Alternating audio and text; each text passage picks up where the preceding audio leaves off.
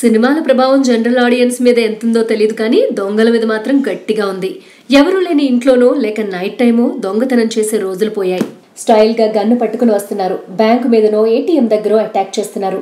డబ్బులు ఎత్తుకుని పోతున్నారు. తాజాగా ఉత్తరప్రదేశ్లోని నోయిడాలో కూడా అలాంటి దొంగతనమే జరిగింది. అయితే ఈ దొంగతనంలో సినిమాల్లో లాగా ఇంటర్వెల్ ట్విస్ట్, క్లైమాక్స్ ట్విస్ట్లు, అబో ఇలా చాలా ట్విస్ట్లున్నాయి. ఓపెన్ చేస్తే ఉత్తరప్రదేశ్లోని నోయిడా సెక్టార్ 82 కేంద్రీయ విహార్ సొసైటీ గేట్ నెంబర్ 2 వద్ద ఓ State Bank of India ATM. సమయం మధ్యాహ్నం 1:45. ఒకరిద్దరు ఏటీఎంలో డబ్బులు డ్రా చేసుకుని వెళ్తున్నారు. చుట్టూ జనాలు ఎవరి పనుల్లో వాళ్ళు బిజీగా ఉన్నారు. కానీ ఒక ముగ్గురు యువకులు మాత్రం అర్జునుడు బాణం ఎక్కుపెట్టి పక్షి కన్ను వైపే చూస్తున్నట్టు కళ్ళప్పగించి ఏటీఎం వైపే చూస్తున్నారు. ఇంతలో ఏటీఎం ముందు ఓ వ్యాన్ ఆగింది. ఆ ముగ్గురు యువకుల చూపు వ్యాన్ వైపు మళ్ళింది. ఏటీఎంలో క్యాష్ నింపడానికి వ్యాన్లో నుంచి 4 క్యాష్ బాక్స్ పట్టుకుని కిందకు దిగుతున్నారు. అది చూసి ఒక్కసారిగా ముగ్గురు యువకులు తమ వద్దనున్న నాటు తుపాకులతో కాల్పులు జరుపుతూ వ్యాన్ వైపు పరిగెత్తారు. షాక్ లో ఆ 4 చేతిలో ఉన్న బాక్స్ కింద పడిపోయింది. కొద్ది క్షణాలకి తేరుకున్న సెక్యూరిటీ ఆ ముగ్గురి మీద కాల్పులు జరుపుదామని గన్ తీసేలోపు ఆ ముగ్గురు యువకులు క్యాష్ బ్యాగ్స్ ఓపెన్ చేసి చేతికి అందిన డబ్బు బ్యాగ్ లో వేసుకుని బైక్ మీద పారిపోవడం కూడా మొదలుపెట్టారు. ఇంకే ఉంది, సెక్యూరిటీ వాళ్ళు దొంగలకు బుల్లెట్లు తగలకుండా, ముఖ్యంగా చుట్టూ జనాలకి తగలకుండా చాలా జాగ్రత్తగా షూట్ చేస్తూ బైక్ వెనుక పరిగెడుతున్నారు. ఈ గన్ల సౌండ్ కి పాపం బేరాలు లేక రిక్షాలో పడుకుని రెస్ట్ తీసుకుంటున్న రిక్షావాలా ఉలిక్కి పడి లేచాడు. చూస్తే ముందు బ్యాగ్ తో బైక్ మీద దొంగలు, వెనక గన్నులతో సెక్యూరిటీ వాళ్ళు. రిక్షావాలాకి సీన్ అర్థమైపోయింది.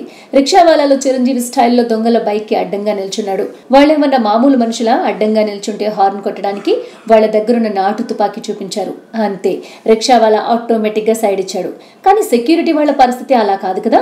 దొంగల వెనక పరిగెడుతూనే ఉన్నారు. సినిమాలో చేజ్ లాగా సాగుతూనే ఉంది.